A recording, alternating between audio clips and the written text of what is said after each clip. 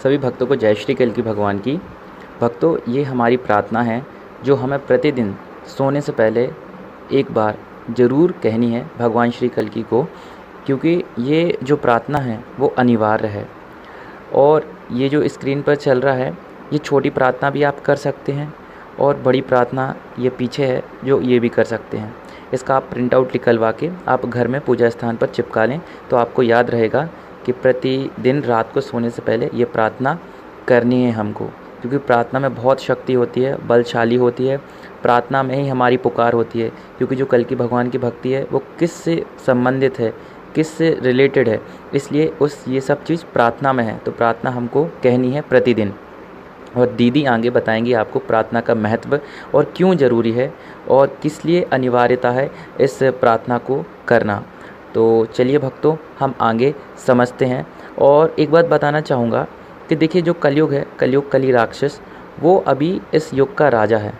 तो उसमें हम कोई भी भक्ति करते हैं किसी भी भगवान की, कहीं पर भी कैसी भी भक्ति, उसको जैसे हम एग्जाम्पल के माध्यम से समझते हैं, 100 में से 10% भक्ति उसको चली जाती है, बिल्कुल, क्योंकि वो शासक है, राजा है।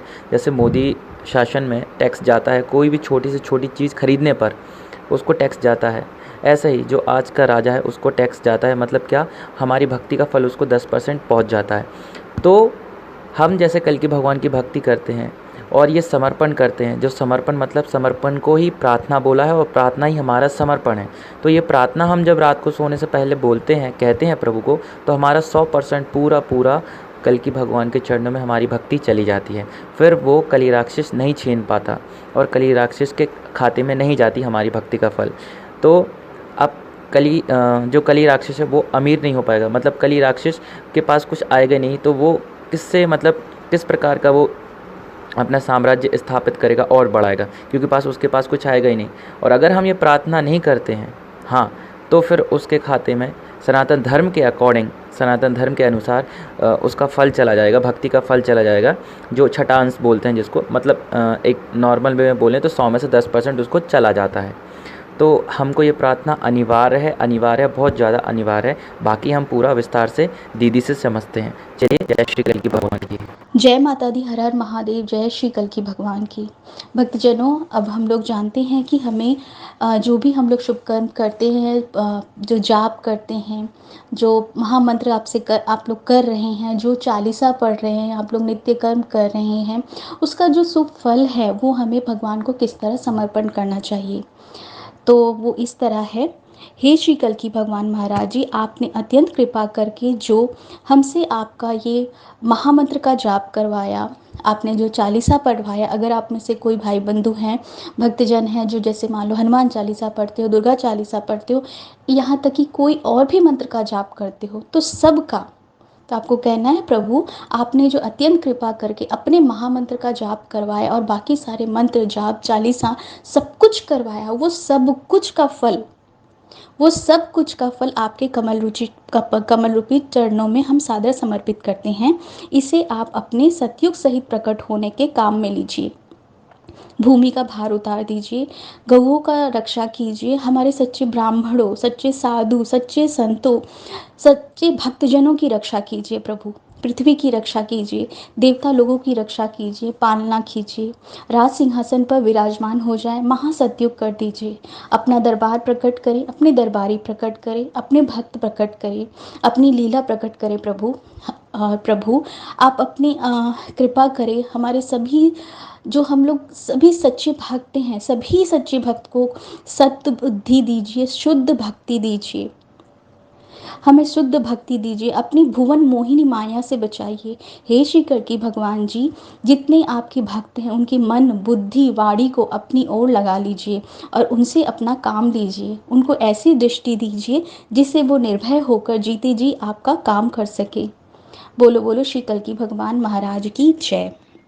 इसमें आप लोग चाहो तो आप अपनी तरफ से भी कुछ भी इसमें ऐड कर सकते हो, जो आप लोग को लगता है कि आप समर्पित करना चाहते हो, कुछ भी आप ये जो कहा गया है समर्पण, इसके भाव को समझने की कोशिश करें। हर कुछ, जैसे हम लोग सुबह उठते हैं, उठने से लेकर रात को सोने तक सब कुछ आपने जो भी कुछ काम किया है, जो भी कुछ मंत्र जाप किया है, चालीसा पढ़ा है, कुछ भी किया है, वो सब प्रभु को समर्पण कर दीजिए। उसका फल बदले में क्या चाहिए आपको? कुछ नहीं, बस प्रभु चाहिए। मन में ये भाव रखें, बाकी तो सब कुछ प्रभु का है, प्रभु को ही समर्पण। भक्तजनों, हमें समर्पण करना क्यों चाहिए, ये अब आगे जानते हैं हम लोग। समर्पण की अनिवार्यता अंत काल से भगवान विष्णु की बांधी मर्यादा है कि समय का शासक, जैसे कि अभी समय का शासक कौन है? कलयुग। ठीक है, वो किसी भी व्यक्ति द्वारा किए गए किसी भी प्रकार के शुभ कर्म के छठे अंश का अधिकारी हो जाता है।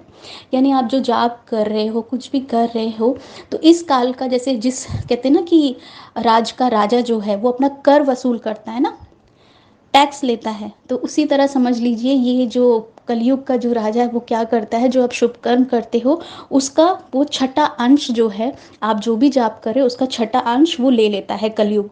ठीक है, तो अपने किए गए शुभ कर्म को यदि हम भगवान श्री कल्की जी को दे देंगे तो कलयुग हमारे शुभ कर्म का छठा अंश नहीं ले पाएगा और उसका उपयोग हमारे पास बचे 5 अंशों में से एक अंश का नष्ट करने में भी नहीं कर सकता।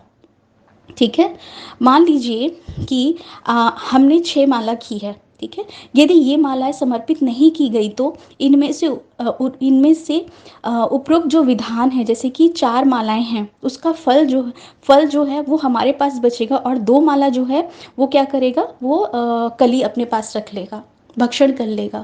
आपने 6 माला किया, 4 माला का फल जो है वो आपके पास रह जाएगा और बाकी 2 जो माला है ना वो चले जाएगा उसके पास। तो इसी में ही क्या होता है, यही होता है कि कैसे वो अपने पास भक्षण कर लेगा। ये कोई सामान या वो चीज़ थोड़ी ना है कि भक्षण कर लेगा।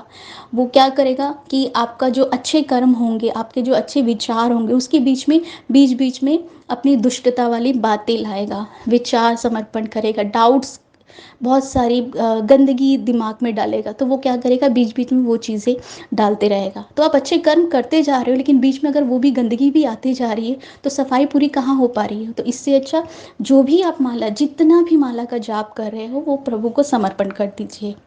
ये एक बहुत बड़ी वजह है कि हमें समर्पण करना बहुत अनिवार्य है। और दूसरी जो हमने सीखी, जो हम सभी भक्त को जाननी बहुत आवश्यकता है कि हमें समर्पण क्यों करना चाहिए। उसकी वजह ये है, हमें अपने ज्ञान के लिए भी हमें हमेशा सदा ये ध्यान रखना चाहिए कि हमारा यहाँ कुछ भी नहीं है, सब कुछ प्रभु का है और प्रभु को ही समर्पण। ये अगर आप समर्पण करते हैं इस भाव से भी कि प्रभु ये तो आपका है, आपको ही समर्पण, जब हम लोग ये भाव बार बार कहते हैं कि प्रभु आपका है, आपको समर्पण, सारा फल आपको समर्पण, हमारे अंदर वो अहम भाव नहीं आता, यानी कि वो मैं की भावना नहीं आती है ना। अगर आप मान लीजिए मिट्टी का कोई पुतला बनाते हो, मिट्टी की कोई बर्तन बनाते हो, मिट्टी का कुछ आपने खिलौना बनाया और खिलौना वो कहता है कि ये खिलौना जो बोलेगा कि ये मैं हूँ, उसका कोई अस्तित्व नहीं है, उसे बनाने वाले आप हो। उसी तरह हमें बनाने वाले हमारे प्रभु हैं। अगर हम उस अहंकार में आके मैं कहते हैं कि मैं ये काम करता हूँ, मैंने ये माला जाप किया है, मैंने ये मंत्र जाप किया है, मैंने ये चालीसा पढ़ा है और फिर मैं उसको समर्पण कर रहा हूँ अपने प्रभु को, तो ये मैं की भावना, अहंकार की भावना आ जाती है।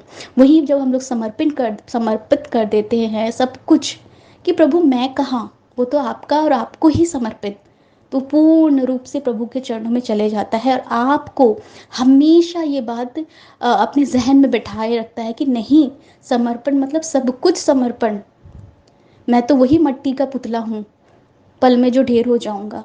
तो सब कुछ प्रभु का और प्रभु को समर्पण, सब कुछ।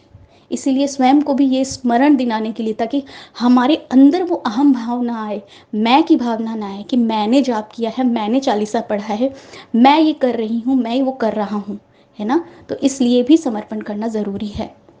पहला कि जो ये दुष्ट कल कलयुग है वो भक्षण कर लेता है हमारे जो भी मंत्र जाप जो भी करते हैं, इस वजह से। और दूसरा ये याद रखिए अपने लिए ही कि मैं समर्पण जब हमेशा बोलती रहती हूँ, बोलते रहूँगा, करती रहूँगी, करते रहूँगा, तो मुझ में भी वो मैं की भावना नहीं आएगी।